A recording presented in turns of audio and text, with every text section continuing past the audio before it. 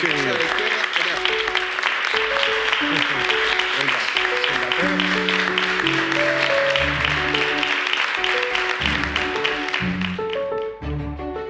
Bueno, muchas gracias por venir. Yo creo que es la primera vez en mi vida que me aplauden por sentarme, pero os lo agradezco. Y bueno, lo que hablaremos durante la tarde de hoy es una serie de reflexiones o de aprendizajes, si lo queréis ver así, que yo he hecho a lo largo de mi vida, del tiempo que llevo. Principalmente vienen del mundo del deporte, Barte. Creo que he tenido la grandísima fortuna de haber participado en 3 Olimpiadas y ser deportista nadador profesional concretamente durante 12 años. Y eso me ha ayudado a tener una serie de aprendizajes que luego me han servido mucho para aplicar en mi vida. Lo cierto es que en estos últimos años, desde que me retiré después de Londres 2012, he seguido haciendo deporte, porque es algo que me gusta, es un vicio que tengo, no sé. Me he puesto a hacer cosillas como un Ironman, subir el Kilimanjaro, hacer algunas maratones y tal. Y hace exactamente un año cruzamos el estrecho de Gibraltar. ¿Por qué todo esto? Creo que viene sobre todo porque yo hasta los 8 años veía perfectamente y los médicos le dijeron a mis padres, oigan, tengan cuidado con ese niño porque si hace movimientos bruscos, pues se puede quedar ciego, se le puede desprender la retina. Y bueno, si tenéis hijos, sabréis que un niño se quede quieto más de 1 minuto o 2 sin que le estés mirando es poco probable. El caso es que un día corriendo por mi casa, mi madre me echó la bronca y cuando me tumbé y cerré los ojos, a los 5 segundos, cuando volví a abrirlos, ya no veía nada. Entonces, cuando te encuentras en esa tesitura, tienes 2 opciones en la vida. Al final, bueno, tienes muchas, pero generalmente es la principal, que es la que empiezas a vivir desde muy pequeño, es aceptar lo que los demás te digan, aceptar lo que la sociedad te dice. Y a mí lo que la sociedad me dijo básicamente fue, eres ciego, no puedes hacer lo mismo que los demás. Entonces, eso me llevó a mucha lucha al principio, porque básicamente no hice caso, yo seguía corriendo, me caía por las escaleras, me comía las columnas, ya sabéis, esas cosas del pan nuestro cada día, vamos. Y posteriormente me llevó a mucha frustración durante la adolescencia. A los 13, 14 años empecé a frustrarme porque yo veía que de repente me empecé a dar cuenta de que yo era diferente a los demás. Hasta ese momento pensaba que era igual al resto del mundo y de repente te das cuenta de que no, tu mayor característica es ser ciego. Entonces, por eso empecé a nadar en serio, porque era mi refugio. Empezamos entrenando 2 horas todas las tardes cuando yo entré en el instituto porque tenía otra cosa que hacer. Mi entrenador me convenció para entrenar en vez de 2, 4 horas. Y dije, pues, vale. Y empezamos así. A los 6 meses después del primer internacional que conseguí ir, pues en vez de 4 horas empezamos a entrenar unas cerca de 7 horas diarias. Levantarse a las 5 y 12 de la mañana para a las 5 y 30 coger el bus y a las 6:00 estar en el agua. Esa fue mi adolescencia. Entre medias, claro, ir al instituto, dormir en el instituto, estudiar en el instituto, dormir en el instituto. Es decir, ese era mi día a día. Nunca fui un mal estudiante, pero por una sencilla razón, porque yo tenía muy claro una cosa. Yo estoy obligado a aprender. Estoy obligado a aprender a hacer las cosas de manera distinta. No puedo hacer lo mismo que los demás, ¿cierto? Pero sí puedo conseguir los mismos resultados que los demás. ¿Qué quiere decir eso? Que en esta vida tienes generalmente 3 opciones. Una, si tienes una adversidad te quedas sentado y esperas a que alguien lo resuelva. 2, empiezas a moverte, pero esperando conseguir lo que la vida, bueno, lo que te dé según tus posibilidades. Y 3, es negociar con la vida y decirle, mira, yo quiero esto, no sé cuánto me va a costar, no sé cuánto voy a sufrir, pero voy a por esto. Y no es lo mismo qué esperas de la vida que qué le pides a la vida. Porque a mí me encanta escuchar eso de, claro, es que ese ha tenido suerte, que ha nacido, ha hecho tal. ¿Creéis que es cierto? ¿Creéis que la suerte existe? Podéis contestarme, ¿eh? Yo, no me digáis que sí con la cabeza porque si no estoy aquí fastidiado. Sí creéis que existe, ¿no? Sí. No mucho. No mucho. Yo estoy de acuerdo contigo y con ellos. Creo que hay un pequeño factor de suerte. Suerte es nacer en España. Suerte es que te toquen determinados padres. Suerte es que te toque determinada familia. Pero estoy de acuerdo contigo con que no mucho, porque aquí quien no curra no se llega muchas veces. ¿Y por qué digo que no es lo mismo lo que esperas de la vida que lo que le pides? Porque, vamos a ser sinceros, ¿quién ha pensado, esta semana quiero ganar el euromillón? Tú le pides a la vida ganar el euromillón y dices, joder, me encantaría ganar el euromillón. Me encantaría que mis notas fueran todas de 10. Me encantaría que mis hijos fueran perfectos. O me encantaría que me ascendieran, o me encantaría... Pides muchas cosas a la vida. Pero ¿qué es lo que esperas? Es lo que tú realmente esperas que ocurra. Porque lo que tú le pides viene dado en base a tu pasado, a lo que has hecho y a los resultados que has conseguido hasta el momento. Pero lo que tú esperas viene desde otra parte, viene desde la esperanza, de lo que tú crees que podrías llegar a conseguir en el futuro. Y no necesariamente tiene que ver con tu pasado, porque entre medias hay una cosa muy importante, que es que eres capaz de aprender para llegar a conseguir eso. Pues esa ha sido la pasión de mi vida. El descubrir cómo unas personas consiguen unos resultados frente a otras.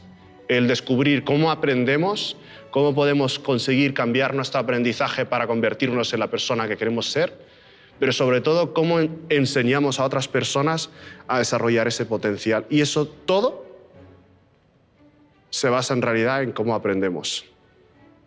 Así que de eso es de lo que vamos a hablar hoy. Y yo creo que lo mejor para llevar esta conversación, y que sea de verdad una conversación entre vosotros y yo, es que lo hagamos mediante un turno de preguntas. ¿Os parece bien? Pues vamos a ello. Soy José, hola Enjamed. Encantado de conocerte y de poder estar aquí. Yo te vi en una conferencia en la que hablabas sobre una película, En busca de la felicidad. En ella hacías una referencia muy interesante en una escena en la que Will Smith hablaba con su hijo. ¿Te importaría contarla aquí? Creo que es muy interesante. Bueno, es la escena 52, minuto 52 de la película. Bueno, para mí esta escena tendría que explicar un poco primero el contexto de por qué fue importante. Yo venía de un mundial en Sudáfrica donde había conseguido las medallas pero no había mejorado. Esto pasa a veces, consigues el objetivo pero te sientes vacío. Y llevaba 2 meses muy malos de entrenamiento, muy malos a nivel personal, y básicamente pensaba que ser ciego era una grandísima faena. Bueno, pensaba otras palabras, pero ¿me entendéis? Que era una grandísima faena y que al fin y al cabo, tío, la vida es lo que te ha tocado. O sea, ser ciego, pues esto es lo que hay. Esto es lo que hay. No hay más. O sea, no puedes mejorar porque eres ciego, no tienes amigos porque eres ciego. La vida es injusta y ya está, ¿no? Entonces, estaba muy, muy, muy deprimido. Y mi hermana, el 11 de febrero del 2007, sí, que era un domingo, me convenció para ir al cine, y cuando fuimos a ver la película, me encantó la película, pero en esa escena hay un momento en la que él le dice al hijo que no va a llegar a nada en el baloncesto. Entonces el niño se rinde, baja los brazos, tira la pelota, y él, claro, se da cuenta de la barbaridad que le ha dicho, y es en ese momento cuando le dice, mira, no dejes que nunca nadie te diga lo que puedes o no puedes hacer, porque los que no pueden te van a decir que tú tampoco. Y es como si me hablase directamente a mí, porque fue exactamente lo que yo estaba viviendo en ese momento. Porque yo estaba viviendo la ceguera desde el punto de vista amateur, desde el que se queda ciego durante... O sea, cierras los ojos y crees que las cosas no se pueden porque los tienes cerrados durante 1 minuto, 2 o 10 o 1 hora. Y lo que me di cuenta es que, tío, es que eres un ciego profesional.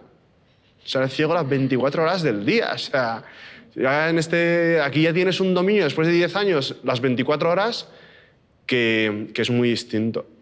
Entonces, por eso para mí esa película fue tan importante, porque me hizo creer que quizás podía llegar a alcanzar lo que quería. Mira, yo soy maestro y me gustaría saber qué educación recibiste de tus padres y qué le debes a esa educación el haber llegado donde has llegado. Mi madre lo primero que me dijo, lo que más insistió al principio, porque ellos me transmitieron total naturalidad, luego ya me descubrí de que no fue así, pero lo que más me insistió es que, mira, chaval, tú tienes que ser independiente, porque yo no voy a estar aquí toda la vida para cuidarte, así que tendrás que aprender a buscarte la vida. Con un mensaje como ese, te tienes que poner en marcha. Y junto con ella, mi padre insistía en que había que trabajar muy duro y me decía que yo tenía que trabajar el doble o el triple que los demás para conseguir los mismos resultados.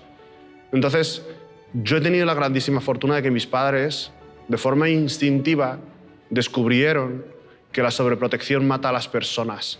Entonces, la educación que he recibido siempre ha sido una educación muy orientada a los valores, en trabajar, pero en esforzarte, en la constancia y todo esto, pero sobre todo creer firmemente que puedes alcanzar muchas de las cosas que te propongas. No todas, porque eso también te lo recalcaban, sino muchas. Hay cosas que a lo mejor no, porque yo le dije a mi mamá, quiero ser piloto de avión. Me dijo, mira, hijo, mira, a ver cómo te lo explico, que no. Entonces, era una educación que para mí ha sido fundamental porque una de las grandes habilidades o virtudes de las madres es que repiten las cosas una y otra vez, una y otra vez. Y lo que más me repitió ella es que yo seguía siendo el mismo niño. Independientemente de la ceguera, seguía siendo la misma persona. Entonces, cuando lo pones todo junto, la gente dice, joder, ¿cómo has hecho para llegar hasta donde has llegado, no? Digo, no, si es que con una madre y un padre como los míos, lo difícil era no llegar, porque va orientado a qué eres capaz de dar. Hola, yo soy Laura, soy educadora también, y quería preguntarte sobre cómo fue tu experiencia en la escuela, luego en la universidad, y de los aprendizajes que tuviste en este contexto, ¿qué es lo más importante para ti? Bueno, ha sido una experiencia variada. Mi primera etapa en la escuela ha estado bastante bien. Unos años estuve internado en un colegio de la ONCE, entonces, claro, ahí es todo más fácil, es en braille, te enseñan los profesores y alguno de ellos era ciego, entonces me enseñó muchísimas habilidades que me sirvieron después. En el instituto fue muy compleja. Llegaban, repartían fotocopias, claro, estamos hablando antes, pre-época de los smartphones. Repartían las fotocopias y le decía, ¿pero no se las has dado a los de la ONCE para que me las pasen a braille? Y dice, yo no tengo tiempo de hacer eso. Y digo, ¿cómo no vas a tener tiempo si son las mismas del año pasado? Y luego, además, para los exámenes, muchas veces me presentaba, pero yo no tenía el mismo material que el resto de mis compañeros, porque se tardaba en pasar los libros en braille y a veces me presentaba sin parte de los temas estudiados. Entonces, eso me obligó a leer mucho por mi cuenta. Independientemente que no fuese el libro de texto que entraba, sino a leer mucho por mi cuenta, saber de historia, saber de geografía, saber de matemáticas, porque yo tenía muy claro de que había grandísimas opciones de que yo me presentase al examen sin la información necesaria. Y claro, eso te sirve mucho después. La universidad, mi primer paso por la universidad fue bastante decepcionante, porque le pedí a un profesor, por favor, léame la pizarra. A la tercera vez que se lo dije me dijo, mire, yo llevo 30 años dando clases así y no voy a cambiar, con lo cual me dejó bastante chafado. Pero una segunda etapa, con la aparición de los smartphones y todo lo que ha pasado, es muchísimo más sencillo ahora. Porque lo que ha pasado es que ahora tenemos una accesibilidad total a la información, o casi total. Me puedo hacerle una foto a un libro y tengo una aplicación que me lo transcribe. Y tengo una aplicación que lee 600 palabras por minuto, entonces un libro de 300 páginas te lo ventilas en una tarde. Entonces, mucho más sencillo ahora.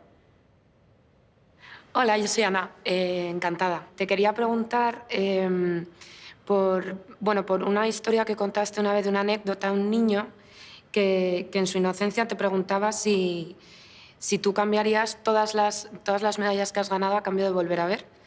Y quería que compartieses con nosotros la respuesta que le diste a este niño. Lo cierto es que fue una pregunta que me chocó porque yo hasta los 18, 19 años, yo ya os estaba comentando antes que no me gustaba el hecho de ser ciego y no lo entendía, de hecho, me parecía injusto, pero había empezado un proceso. Y había empezado un proceso que a raíz de toda esa necesidad de buscar algo nuevo, durante los siguientes 6 meses me propuse batir un récord del mundo y al final lo acabé batiendo. Luego, posteriormente, me propuse conseguir 4 medallas de oro en Pekín y al final las acabé consiguiendo. Y todo porque me di cuenta de que yo podía visualizar, o sea, entrené mi mente, pero sobre todo podía visualizar en cualquier momento.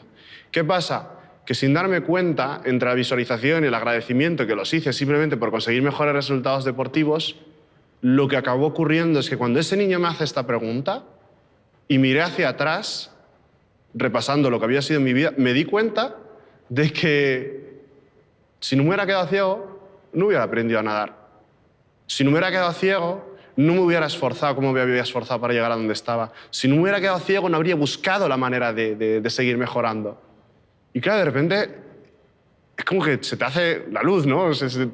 O te das cuenta de, tío, es que si no te hubieras quedado ciego, no hubieras tenido la vida que tienes. Y fue cuando me di cuenta que realmente yo era una persona muy afortunada por haber tenido la suerte de quedarme ciego. Porque gracias a eso estaba donde estaba. Y por eso le dije que no las cambiaría, porque al final las medallas son objetos. Los premios sociales son siempre objetos, son efímeros, duran lo que duran, pero lo que aprendes, el camino que haces, lo que te esfuerzas, eso no te lo puede quitar nadie. No sé si te he respondido. Sí. Muchas gracias. A ti. Es impresionante. Yo quería preguntarte, no es fácil superar las pruebas, ¿no?, que te pone la vida cada día, pero yo me imagino que, como todo, pues se puede entrenar. Y quería preguntarte cómo afrontaste o cómo entrenaste mentalmente o como fuera la carrera de Pekín contra un nadador chino y con 17.000 personas delante animándole a él, ¿no? ¿Cómo hiciste? Pues visualizando mucho. Esa prueba, el 100 mariposa, la visualicé más de 16.000 veces. Pues claro, estaba a veces tomando algo con unos colegas y se ponían a mirar a todas las chicas que pasaban y claro, a mí no me las describían. Entonces había de repente silencios curiosos en los que solo oyes "Oh". Y eran momentos en los que yo pues decía, pues tío, por lo menos puedes aprovechar aquí y visualizas la prueba. Y lo visualicé todo hasta el último detalle. Tanto es así y te acostumbras tanto a visualizar que cuando fui a competir y un amigo mío me dijo, tío, ¿no estás nervioso? Y le dije, ¿por qué? Dice, porque hombre, hay 17.000 espectadores y van a animar al chino. Y dije, mira, tío, ni les veo ni les entiendo, así como me voy a imaginar que son españoles que han venido a verme. Y claro, se quedó como diciendo, este está tonto. Entonces lo visualicé unos 30 segundos o así y cuando salí media hora después a la prueba, justo, empiezan a llamarnos, llaman en Ahmed from Spain, yo saludé así con la manita, como bueno, hola, a los 4 pelagatos que había ya al fondo, pero cuando llaman al chino, aquello se vino abajo. Pero lo increíble es que de repente mi cuerpo empezó, y yo dije, Ahmed, tío, a toda esta gente no la puedes decepcionar. Entonces, te das cuenta que al final la práctica diaria de algo a priori parece una tontería porque visualizar una prueba, en fin, simplemente te la estás imaginando. Pero todos los días imaginamos, todos los días. Te imaginas la reunión que vas a tener, te imaginas cuando vuelvas a casa y hables de una conversación difícil. Bueno, en Navidades es cuando más imaginamos, uy, ya verás cuando estemos en la comida de Navidad con la suegra, el suegro, el cuñado, la cuñada, etcétera, ¿no? Pero eso es visualizar. Y cuando visualizas algo y lo quieres tanto y lo visualizas a tanto detalle, tu cerebro intenta conseguir que tus actos se equiparen a lo que te estás imaginando. Y pasan cosas curiosas, pero claro, no es, como decía Woody Allen, ¿no? Me llevó 10 años tener éxito de la noche a la mañana. Buenas tardes, soy Fernando y soy estudiante de la universidad, estoy estudiando magisterio. Y bueno, yo opino que el miedo es algo que está en nuestro día a día y que cada uno tenemos pues, un miedo personal. Entonces me gustaría saber para ti qué es el miedo y cómo lo utilizas para superarte. ¿Qué es para ti el miedo, por curiosidad? Pues para mí el miedo es algo que te impide, ¿no? Hacer cosas. ¿Sabes cuál es la dificultad? Que todo el mundo piensa que el miedo es malo. Que la vida solo se puede vivir si no tenemos miedo, si no tenemos dolor, si no tenemos tristeza, si no tenemos frustración. Pero es que el dolor, el miedo, la tristeza, la frustración, todo este tipo de cosas son parte de la vida, son consustanciales a la vida. O sea, no sentiríamos alegría si no sentimos tristeza, no hay un contraste. Y el miedo, para mí, es una de las mejores emociones que tenemos. A mí me parece la leche. Porque el miedo solo te está diciendo, oye, ten cuidado, que la situación que vas a afrontar a lo mejor te supera, así que prepárate. No hablo del miedo que te puedas sentir cuando están a punto de atropellarte, o sea, ese es un miedo natural, necesario, pero en el día a día Esa es la emoción que es lo que te está indicando. Entonces, cuando bailas con él, cuando no luchas con el miedo, sino que lo dices, joder, pues muchas gracias. Gracias por avisarme, Gracias por avisarme que tengo que dar hacer este examen o tengo que hacer esta presentación en público y es posible que me salga mal. Entonces tengo que prepararme más. Ese es el mensaje del miedo. Entonces, cuando es algo con lo que bailamos, o sea, que lo utilizamos para seguir avanzando, en lugar de luchar contra él, se vuelve uno de tus mejores amigos. Hola, buenas tardes. Me llamo Víctor, soy estudiante de Ciencia, Actividad Física y el Deporte y le quería preguntar cómo hace para no perder la motivación. Muchas gracias. Para no perder la motivación, ¿se encuentra alguna vez? ¿Sabes? Yo creo que la motivación está sobreestimada. Creo que nos han vendido la historia de que tú haces las cosas cuando estás motivado, haces las cosas cuando te sientes bien, ¿no? Pero la clave del éxito es hacerlas cuando no te sientes bien.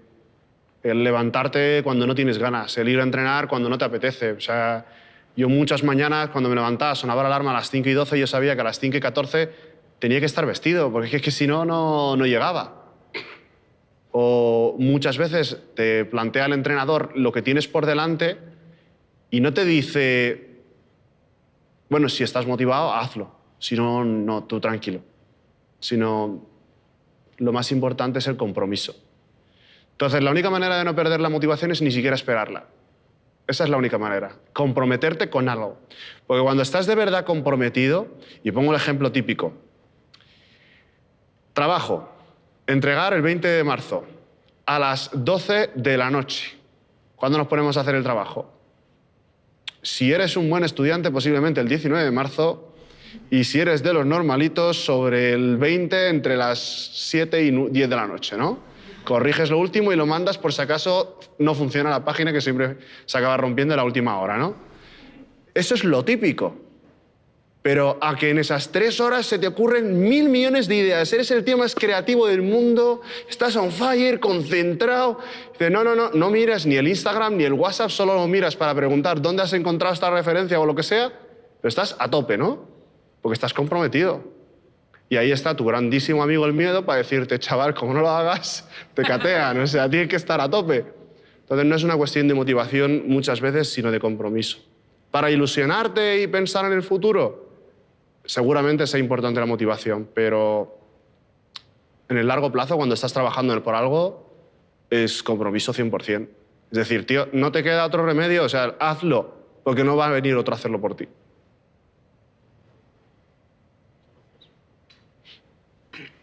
Hola, soy Pilar y te quería preguntar qué es más difícil, aprender a ganar o a perder. Es complicada esta pregunta, ¿eh?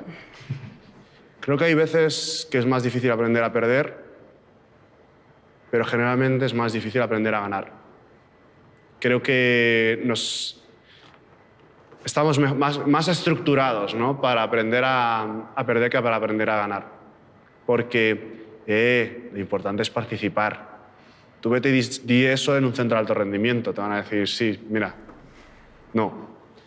Y para mí fue bastante más complicado el aprender a ganar de cara a Pekín, el aprender a prepararme mentalmente y saber qué persona me tenía que convertir. Y una vez ganar, el saber mantener la cabeza, fue más difícil que el perder, porque el perder siempre tienes gente que te acompaña, pero el ganar es bastante solitario, porque toda la gente que te acompaña muchas veces es porque te estás colgando la medalla. No es una visión pesimista del mundo, sino que de repente toda esa gente que no estaba cuando tus días malos de repente aparece. Y dices, uy, qué rodeado estoy ahora, ¿no? Ganar sin perder la cabeza, sin perder tus valores, sin perder tus objetivos, sin perder tu compromiso, eso es mucho más difícil. Mucho más difícil.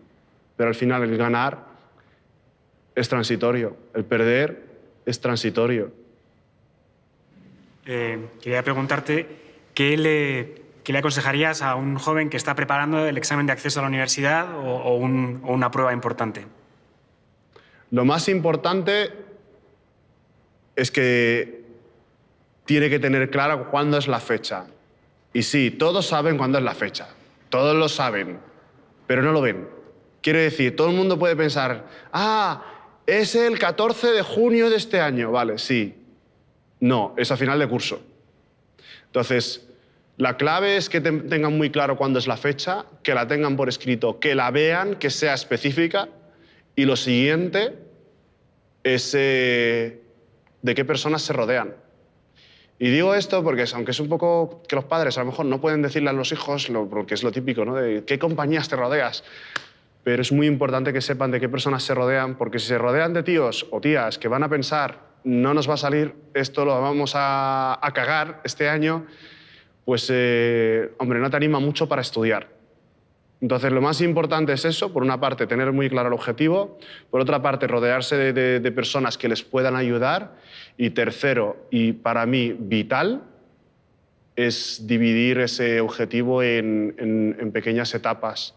Porque es muy difícil estudiar de aquí a 3 meses. De aquí a 3 meses pueden pasar 1000 cosas, hombre. ¿Qué voy a pensar yo en 3 meses? Tengo que entregar un trabajo el día 3, voy a pensar yo ahora mismo en el examen ese, ¿no? O en la prueba esa. Pero en realidad no se gana nada, no se conquista nada si no lo haces por pequeños pasos, porque construyes sobre el paso anterior. Entonces la clave es dividirlo en pasos muy pequeños. Eso es para los chavales. En cuanto para los padres y madres, dejarles tranquilos. Hay demasiada presión. No digo que le digas, si le ves jugando por 6ª hora consecutiva a los videojuegos, que le dejes. Si le ves por 10ª hora consecutiva en el Instagram y te dice, estoy estudiando, y ves ahí el Instagram así de grande, que le dejes ahí, ¿no? Sino, una cosa es animar a que se concentren, ponte a estudiar, no te distraigas, todo este tipo de cosas que son necesarias, son vitales. Y otra muy distinta es esta de, es que tienes que sacar tal nota. ¿Por qué? Porque lo que estamos consiguiendo con eso es que el chaval, o la chica o el chico, lo hagan para evitar esa respuesta que le puedas dar de me has decepcionado. No lo están haciendo para conseguir el joder, qué bien lo has hecho, hijo, sino evitar tu decepción. Y no se llega muy lejos evitando las decepciones de los demás. Simplemente se acaba viviendo de forma mediocre. Pero cuando se lucha o se esfuerza uno por conseguir el que tus padres se sientan orgullosos, eso es algo muy distinto. En alguna ocasión te he escuchado decir que hay que poner el truco de poner tus retos por escrito. Pero me gustaría preguntarte cómo se implementa, cómo se aplica esto para que los chavales consigan sus sueños. ¿Sueños? Es que yo no creo en los sueños. Yo creo que hay que tener planes. O sea, se tienen sueños o se tienen planes, pero ya te puedo garantizar que en mi caso solo tengo planes. Y la diferencia es que sueño es algo que se me ha pasado por la cabeza. Algún día me encantaría estar sentado en una playa de arena blanca con una casa que flipas sin dar ni un palo al agua. Eso es un sueño. No tiene ni fecha ni nada. Un plan es concreto. Entonces, para mí tiene todo el sentido que lo pongan por escrito. El levantarse por la mañana y pensar, no estoy haciendo las cosas porque me lo diga mi profesor Jorge o Pedro o Ana o Raquel, sino estoy haciendo las cosas porque yo lo he puesto aquí, negro sobre blanco. Esto es lo que yo quiero. Esta semana quiero que me salga bien este ejercicio. Esta semana quiero avanzar en esta otra historia, ¿no? Y realmente todo eso son metas necesarias para conseguir el día de mañana lo que ellos quieren. ¿Qué es lo que quieres el día de mañana?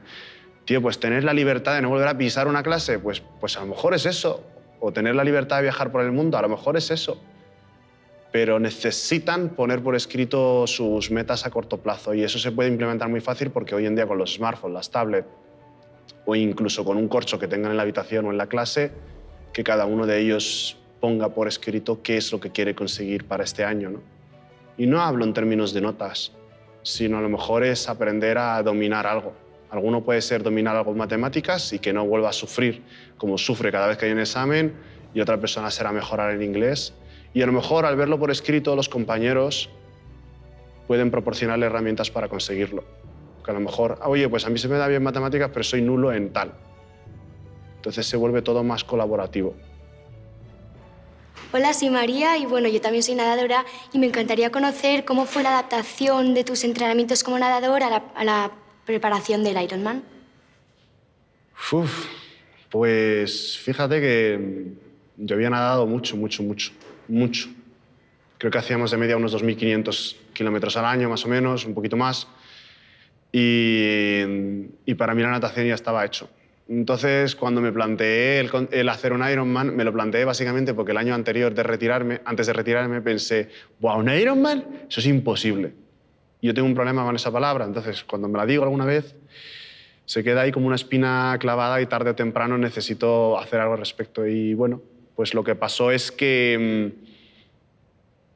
me lo planteé y dije, mira, la parte de nadar es fácil, son casi 4 kilómetros nadando en el mar, pero lo otro es una bici, tándem, 180 kilómetros, y correr una maratón, 42 kilómetros. Y si tú me llegas a conocer en aquella época, yo era un tipo que no corría ni para coger el bus. O sea, mi perro me lo llevaba, le lanzaba un hueso y que corriera ella. Pero eso yo de correr con ella, ¿estamos locos o qué? Si yo era nadador. Bueno, tú como nadadora lo sabrás.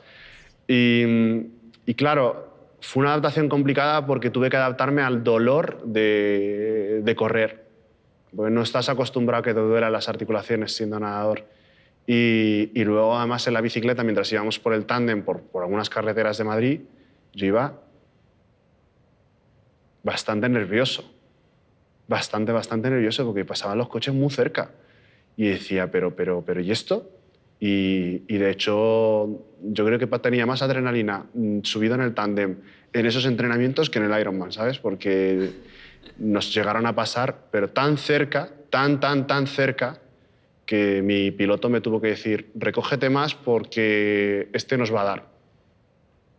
Entonces, bueno, fue una adaptación buena a nivel físico, pero a nivel mental tuve que darle una vuelta de tuerca más y aprender a controlar mucho la cabeza.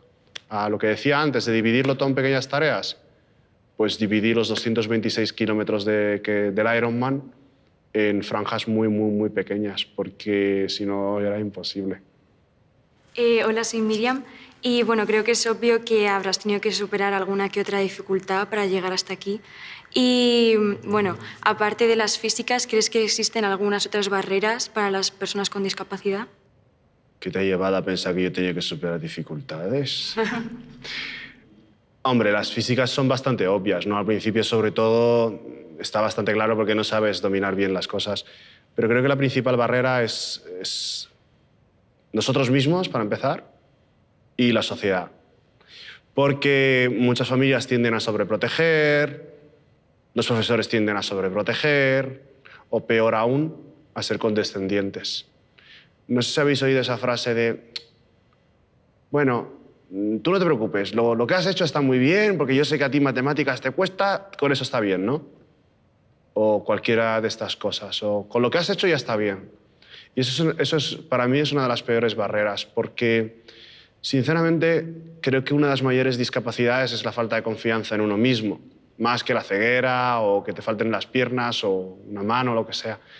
Esa falta de confianza en uno mismo muchas veces te la enseñan en el entorno, porque si siempre hacen las cosas por ti, no aprendes a hacerlas por ti mismo. Pero si el día que decides hacerlas no te dan la oportunidad de trabajar o de progresar o de intentarlo, pues tampoco. Y te pongo un ejemplo muy tonto. Una vez teníamos que levantar una mesa súper pesada y estábamos 3 amigos en la casa. Un amigo mío que es un enclenque, otra amiga mía que no ha hecho deporte en su vida y yo. Y la mesa pesaba 1 quintal. Y dije, pues nada, me pongo yo por un lado y os ayudo. No, tú tranquilo, tú siéntate ahí. Y yo me quedé como diciendo, bueno, si es que vengo a entrenar, ¿sabes? Que tampoco me voy a romper. Y algo tan sencillo, tan obvio como decir, necesito un mulo de carga, pues no lo uso porque a lo mejor, no sé. Y está bien, es normal, es porque no sabes, porque desconoces, porque piensas, a lo mejor no puede, pero creo que en esta vida quien pregunta es ignorante durante 5 minutos, pero el que no pregunta lo es toda la vida.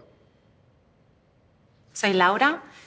Yo quería preguntarte sobre qué mensaje le darías tú a los niños y niñas que ahora están en etapa escolar, que se inspiran en ti, que tu experiencia inspira para ponerse nuevas metas, para cumplir sus sueños, cuando ellos también tienen alguna dificultad o discapacidad. Y qué mensaje también o qué podríamos decir a sus padres y profesores para ayudarles en este camino. Primero, para los padres y profesores. Creo que es muy importante que les dejen probar, que les dejen moverse, que les dejen hacer cosas por sí mismos. O sea, si mi madre fue capaz de ver que me iba a chocar y dejarme que me chocase, sabía que no me iba a hacer daño. Pero ella entendía que si yo aprendía a evitar chocarme, cuando ella podía ayudarme, en el caso de que las cosas salieran mal, luego podría aprenderlo por mí mismo. Y por los profesores, que les exijan exactamente lo mismo que el resto de alumnos. La condescendencia es lo peor. Que les exijan exactamente lo mismo. Eso sí, sean como mi profesora, si tienen la suerte que sean como mi profesora, que siempre ella me decía, tú puedes conseguir lo que sea, lo que te propongas, simplemente, o sea, tienes que trabajar y ya está. Pero que les exijan lo mismo. Y que a veces sí es posible ponerse en su lugar para poder adaptar lo que se esté haciendo. Y para los chicos o chicas que tengan discapacidad, bueno, básicamente, como en la adolescencia pasa mucho, deja de llorar y de autolamentarte y empieza a moverte. Porque es muy bonito que vengan y tus amigos o tus padres o tus hermanos te ayuden. Está muy bien y es genial y eso es una de las maravillas de la sociedad y de la humanidad, ¿no? Pero la verdad es que si tú esperas a que los demás te den lo que ellos puedan dar, tu vida solo llega hasta donde ellos tengan tiempo de darte. Básicamente. Pero si quieres alcanzar algo más, tendrás que moverte, aprender y buscarte la vida. No es hacerlo todo solo, sino buscarte la vida pidiendo ayuda a los demás, pero buscarte la vida. Hola, soy Ana. Quería preguntarte qué importancia tienen para ti tus perros guías, Adel y Gaia, y cuán importantes son en tu vida y qué relación tienes con ellos. Bueno, es una relación muy especial. Sí. Muy especial, porque Gaila ya lleva conmigo un montón de años, que es 9 años, ya está jubilada, y Gaila no sé, es mi niña, y Adel también es mi niña. O sea, que Adel llevo con ella 2 años y medio, y es una relación diferente, son 2 caracteres muy distintos, pero el vínculo es tan profundo, es decir, si no hay una confianza total del 100%, yo hacia ella y ella hacia mí, no funciona. O sea, los días que por lo que sea estás dudando, sobre todo al principio cuando te la dan, porque no es como una mascota que a la semana la quieres y estás encantado, pero no confías en ella todavía para que te guíe, porque al final estás poniendo tu vida en sus patas. En sus patas. Tu vida entera. Es decir, si se equivoca y te caes por un agujero y el agujero es lo bastante profundo, es que te puedes matar. Entonces la confianza se tarda en construir de mí hacia ella, pero ella también tiene que confiar en ti. ¿Qué es confiar en ti? Saber que ella sabrá siempre si ha hecho algo bien o ha hecho algo mal. Es decir, si hace algo que no está bien y le digo, ay, Adel, bonita, no hagas eso, y otro día me choca contra un camión y le digo, ay, bonita, no hagas eso, ella no sabe si la estoy recompensando o la estoy castigando. No sé si me explico. Sí. Entonces tienes que ayudarle a diferenciar muy claro. Y luego, tema de la sociedad, pues estamos concienciados cada vez más por el tema de los perros. Hay más de 1 millón de perros censados en la Comunidad de Madrid. A todos nos encantan los perros, pero no hay mucha conciencia sobre el perro guía, porque yo voy andando por la calle a veces y le tiran comida, la llaman, la silban, le lanzan besos.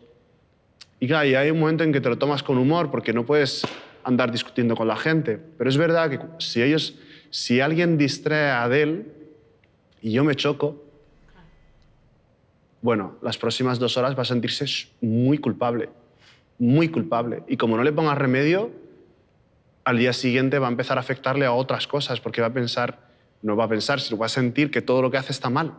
Porque ella estaba haciendo su trabajo normal y te has chocado y te has hecho daño. Entonces hay momentos en los que tienes que parar, sentarla y después de darte el golpe y todo, y decir, bueno, no ha pasado nada, seguimos. Sin eso, sin ese contacto humano, la cosa no funciona. Pero bueno, ojalá la sociedad sea más consciente en los próximos años, porque yo todas las semanas todavía me encuentro con la situación de es que no puede entrar aquí con el perro. Y digo, pues no, espérate, que dejo los ojos fuera y ya entro. Pero creo que poco a poco vamos alcanzando cuotas que hace 5 o 10 años eran impensables en España. ¿Cuánto tiempo más o menos tardáis en adaptaros? En la perra a ti y tú al perro. La relación está en formarse esta relación real, que es casi parte de ti. Sí, esa relación en la que ya es una confianza absoluta. Desde que te la dan, se tarda casi 2 meses en crear el vínculo, casi 2 meses en crear un vínculo relativamente bueno, pero con Gaila tardé 4 meses y medio, 5. Con Adele, trabajando bien, tardé solo 3, pero tardó en que hubiera confianza real, mutua, pues más de 6 meses. Porque claro, yo venía de otra perra guía. Claro. Entonces esto es como cuando empiezas una relación que sin darte cuenta a veces inconscientemente comparas con ay, es que la anterior a veces tenía unos detalles. Pues esto es lo mismo, exactamente lo mismo.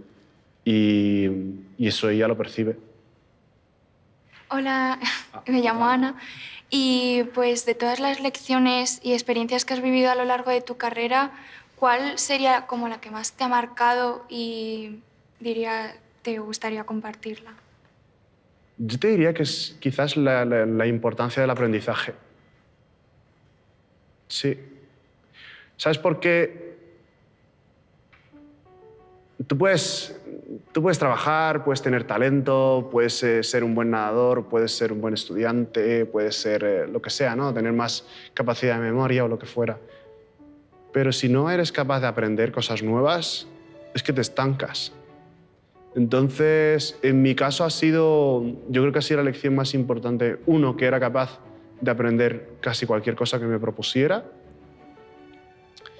Y 2, que si estructuraba bien ese aprendizaje podía llegar a alcanzar lo que me había propuesto. Por una parte es el cómo aprendo y por otra parte es el cómo lo estructuro, ¿no? Y yo creo que ha sido la lección más importante. Esa es una. Y la otra, que va muy relacionada, es la importancia del tiempo. Porque a ti te pueden regalar 1 millón de euros hoy, ¿no? Y te pueden decir, haz con esto lo que quieras, venga, genial. Pero a ti nadie te puede regalar el día de ayer, ni el de antes de ayer, ni el año pasado. Nadie te puede regalar el tiempo. Y el tiempo es la cosa más valiosa. Entonces, cuando juntas esas 2 cosas, cuando le das la importancia que tiene al tiempo y dices, es que tengo que aprovecharlo, tengo que exprimir mi vida al máximo y además aprendes o buscas aprender cosas nuevas, es que puedes vivir cosas absolutamente increíbles. Entonces, para mí, mi carrera deportiva, más allá de las medallas o más allá de lo que haya conseguido hasta el momento, para mí lo que más valoro en mi vida hasta el momento es esto. Lo que he podido aprender y ahora el poder transmitirlo a los demás. Entonces, claro, soy una persona que cada año tengo 30.000 millones de retos a la vez, pero porque me obsesiona el exprimir mi vida. Hola, Inamed. Soy Víctor. Soy estudiante de Ciencia, Actividad Física y el Deporte y quería preguntarle acerca qué crees que un niño puede aprender del deporte y si la actividad física está bien considerada actualmente. Te respondo primero a tu segunda pregunta. No, no está bien considerada actualmente, clarísimo. Es decir, hay muchos programas, pero sigue siendo la asignatura menor en los institutos y los colegios. Y creo que es porque se considera que actividad física y el deporte todavía se la llama gimnasia por mucha gente y se considera que es simplemente ir a echarte unas carreritas, unos juegos y lanzar 4 balones. Pero personalmente yo creo que es el punto de vista equivocado, porque para mí el deporte es súper valioso por una sencilla razón, y es que tú cuando entrenas estás aprendiendo primero a ser constante. Segundo, además, aprendes que muchas veces las cosas no salen y tienes que volver a repetirlas. También aprendes a marcarte una meta porque siempre tienes la competición del fin de semana siguiente o del mes siguiente. Aprendes que muchas veces las cosas no salen como tú quieres porque un día vienes on fire, pensando, wow, hoy me como el mundo, y te sale todo al revés.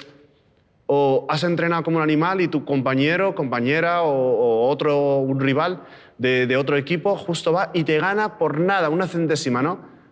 Entonces, el deporte te enseña muchos valores de la vida sin el precio que hay que pagar en la vida por esas enseñanzas.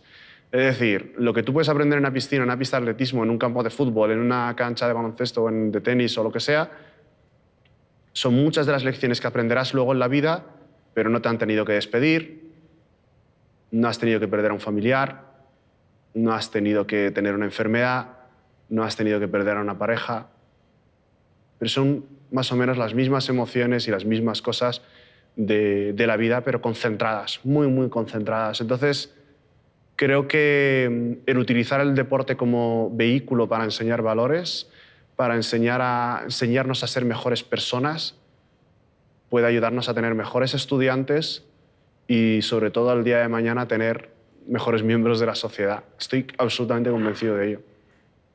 Bueno, Enamet, yo quería hacerte una pregunta. Yo como profesor me encuentro a muchos alumnos que quieren hacer muchas cosas, que quieren comprometerse, pero tienen muchísimo miedo. Y entonces eso les paraliza en exceso. Es decir, tienen miedo incluso a equivocarse. ¿Tú me podrías dar algún consejo para que yo les pudiera dar o que pudiera hacer con ellos para que ese miedo a equivocarse no lo tuvieran o lo aprovechasen? ¿Sabes cuál es el problema? Que hoy en día estamos a una búsqueda de Google de obtener cualquier respuesta que queramos. Entonces, el problema es que creemos que estamos con la generación más preparada de la historia, que se van a comer el mundo, que van a ser la leche. Pero la realidad es completamente distinta. Cuando cualquier respuesta que buscas está al alcance de una búsqueda, cuando puedes obtener la información que quieras, no tienes que aprender, no tienes que recordar, no tienes que memorizar, porque es que lo tienes en tu teléfono, lo tienes a tu alcance. Hay un momento en que no construyes una cosa fundamental y es lo que estábamos hablando del tema del deporte y los valores. No construyes esa capacidad de constancia y de a lo mejor me equivoco. Es que a lo mejor no hay una respuesta correcta, simplemente tengo que hacerlo. Si eso lo juntamos a que nuestro sistema educativo va muy orientado a tú haces un examen y me das las respuestas correctas, entonces aprobarás. Pero si tu respuesta no encaja, eso ya depende muchas veces del profesor, pero generalmente si tu respuesta no encaja, estás suspenso. Entonces les enseñamos que el pensamiento creativo, mal o poco aceptado. Sé creativo, pero por lo menos, por favor, dame lo más correcto posible, ¿eh? El intentar hacer las cosas de manera distinta, no, porque hay un procedimiento. Y es bueno porque les estás enseñando a pensar de una determinada manera, les estás estructurando, ¿no? Pero a la vez tienes sus peligros que, junto con lo que te estaba diciendo de la respuesta que se puede encontrar fácilmente en Google, lo que acabamos creando es personas paralizadas por falta de respuestas correctas. Y yo creo que ninguno de nosotros, en muchas de las decisiones que hemos tomado en nuestra vida, encontramos respuestas correctas. ¿Me caso con esta chica o no? Ni idea. ¿La quieres? Sí, pues pa'lante. ¿Esta puede ser mi novia? No, no lo sé. Pa'lante. Estos son los estudios perfectos que me darán la vida perfecta para ser mañana abogado, médico, informático, lo que sea, ¿no? No se sabe. No se sabe. Hazlo porque te gusta. Hazlo porque quieres probarlo. Y no esperes que sea una respuesta correcta. No esperes que esté en Google lo que estás buscando. Porque muchas veces no está. Ponerle corazón, ponerle pasión a eso que quieres. Sí, ponerle pasión, pero no esperar a encontrar tu pasión, porque últimamente se está poniendo de moda, porque viene de Estados Unidos, el que tienes que encontrar una pasión y vivir tu pasión, ¿no? La pasión no se encuentra, se hace, se crea. A base de escribir, te enamoras de escribir. A base de editar fotos, te enamoras de la fotografía. Hoy en día todo el mundo edita fotos, ¿no? Pues Instagram está petado de fotos editadas. Entonces, eso te hace enamorarte de la fotografía. Entonces, la pasión no es algo que creas, es algo que... O sea, no es algo que encuentres, es algo que tú creas, que haces, que construyes, igual que la motivación. Pero no hay una respuesta correcta. Entonces, la única manera es hacerles probar a que intenten hacer algún tipo de proyecto o algo completamente nuevo que no esté en los libros, que no esté en Google y que ellos puedan ser un poco imaginativos. Muchísimas gracias. Hemos hablado, o te he escuchado hablar, muy interesante, de tu concepto del miedo. Para mí es algo que bloquea, que limita, que te congela. Te he visto tirarte en paracaídas. Para mí es uno de los grandes conceptos del miedo. Pero tú lo has, digamos, enfocado desde un punto de vista potenciador, en lugar de disruptor, algo como que te catapulta hacia adelante. ¿Sabes lo que te da miedo de verdad? El ir a cruzar la Castellana a las 10 de la noche y que te des cuenta que han apagado el sonido de los semáforos. Eso da miedo de verdad.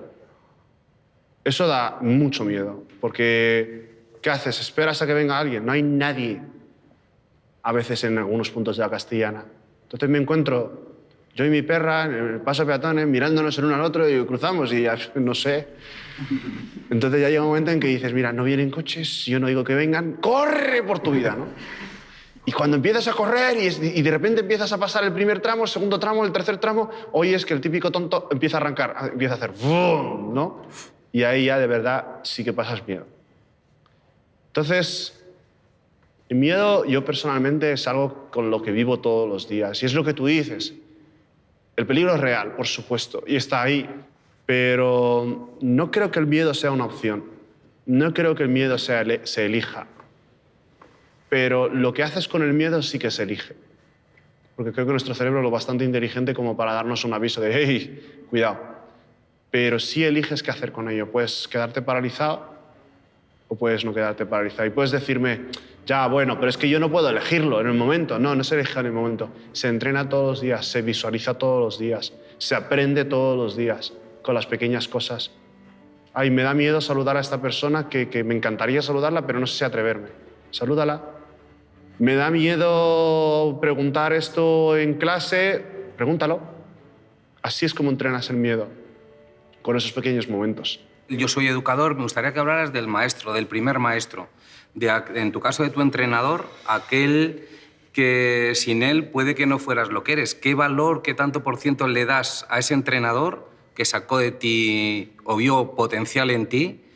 ¿Y cuántos en AMET se han quedado por el camino porque no encontraron ese entrenador tuyo?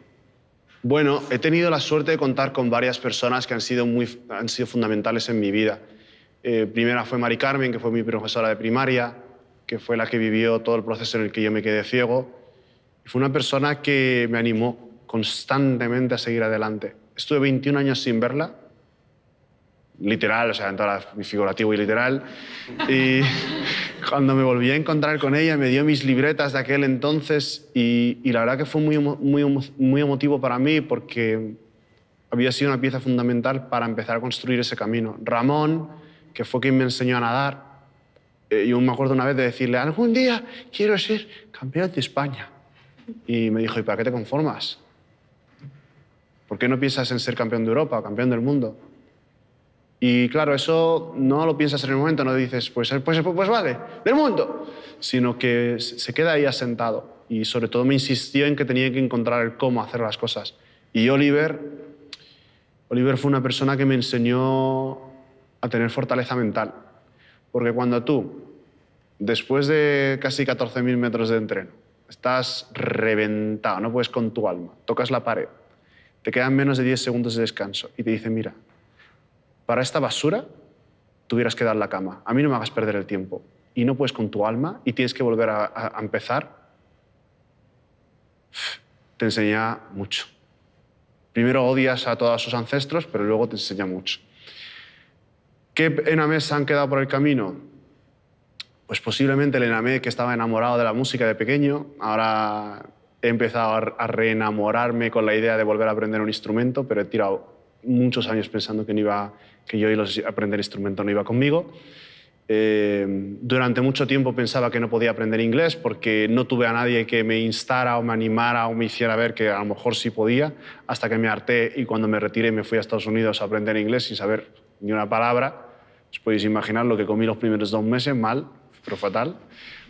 Entonces ahí seguro que hay otros enamés que se han quedado y no he visto, ¿no? Todos los relatos que escribía y las pequeñas novelas que me encantaba escribir con 11, 12, 13 años y que mis profesores alguno lo alentaba y decía, venga, sigue adelante, pero todos los concursos literarios que presentaba, todos me decían, esto es una calamidad. Entonces me he aficionado a la lectura, pero he dejado de escribir ficción y me he dedicado a escribir los contenidos que preparo ahora. Entonces, creo que quizás el ENAMED más importante que haya dejado a lo largo de todos estos años es el ENAMED que es capaz de aceptar que el mundo tiene que ser como yo quiero que sea. Por suerte, he tenido muchos maestros que han insistido en que tengo que aprender eso, pero por suerte he tenido estos 3 que te mencioné brevemente, aparte de otras personas que me han insistido en que no. En que la realidad muchas veces en parte la marcamos nosotros. Entonces tendemos a pensar en qué hemos dejado, qué hemos sacrificado, qué hemos perdido, pero creo que la pregunta más importante es ¿qué estás ganando? ¿Qué espera la vida de ti, dándote la oportunidad de ser ciego, dándote la oportunidad de ser español, dándote la oportunidad de quedarte sin trabajo, dándote la oportunidad de sacar un 4, dándote la oportunidad de lo que sea, ¿no? Creo que esa es la pregunta fundamental. Gracias. Hola, soy Fer. Me gustaría saber cuando ENAMED sube, bueno, está en el podio y sabe que ha batido un récord mundial, ¿qué es lo que se le pasa por la cabeza? Fíjate, ahí he visto muchas entrevistas de deportistas y todos empezamos, un grandísimo orgullo, es una pasada. Mira, la realidad es que todos los deportistas, no conozco ni uno que lo primero que se haya pasado por la cabeza es lo he conseguido, chaval. Es lo primero, es lo primero. Pero es que eso es parte de esto, ¿no? El autocelebrarlo, el reconocerte lo que has hecho bien. Eso es fundamental. Pero es verdad que en mi caso luego piensas siempre en todas las personas que te han ayudado a llegar ahí. Tu entrenador, tu biomecánico, tu fisioterapeuta, tu médico. Porque es que la realidad es que la natación es curiosa porque es individual, pero requiere de mucha gente alrededor. Tu familia, tus amigos, aquella persona que te anima en el entrenamiento, que es un compañero, que a lo mejor es tu rival el día de mañana, pero te está animando porque ve que no puedes más. Pues ¿qué piensas en todo eso? Y luego, para mí fue muy especial el escuchar el himno. El himno y saber que toda la piscina, 17.000 personas, estaban ahí de pie por el himno. Lo más importante es, o sea, yo creo que las emociones principales es eso, es satisfacción personal, agradecimiento y orgullo. Hola, ENAMED, me llamo Sukwara. Y bueno, antes de decirte que es una maravilla escucharte. Y bueno, mientras que estabas respondiendo a las diferentes preguntas, estaba pensando que actualmente eres campeón mundial, has conseguido muchísimas medallas. Entonces, ¿qué más te queda por hacer? ¿Cuál es tu próxima ambición o ambiciones? Bueno, me quedaron un montón de cosas. Solo he conseguido algo muy pequeño. Al final, si ves mi listado de objetivos, porque yo siempre lo divido en experiencias, cosas que me gustaría vivir en mi vida, crecimiento, cosas que me gustaría aprender y luego qué quiero dar a los demás, qué quiero dar a la sociedad. Y tengo una lista bastante larga y te puedo decir que afortunadamente he ido cumpliendo muchas de esas cosas, pero quedan muchas. Muchas gracias por esta tarde. Creo que en esta vida lo más importante no es que te den las respuestas, sino que te den nuevas preguntas que te abran nuevos caminos. Y quizás tú que lo estás viendo te estés distrayendo por el WhatsApp, por el Instagram, por tus redes, por cualquier otra cosa, ¿no? Pero creo que hay momentos en la vida en los que uno, más que escuchar lo que está respondiendo a la persona que estás viendo, escucha lo que están preguntando. Porque quizás esa sea justo la pregunta que necesitas en próxima etapa de tu vida. Así que os agradezco a vosotros por compartir vuestro tiempo, que es la cosa más valiosa que tenemos, por compartir vuestras preguntas. Y solo quiero desearos muchísima suerte y que, hombre, que a veces en esta vida no todo es cuestión de vista. En realidad es cuestión de visión. Así que os deseo que tengáis una grandísima visión para vuestra vida.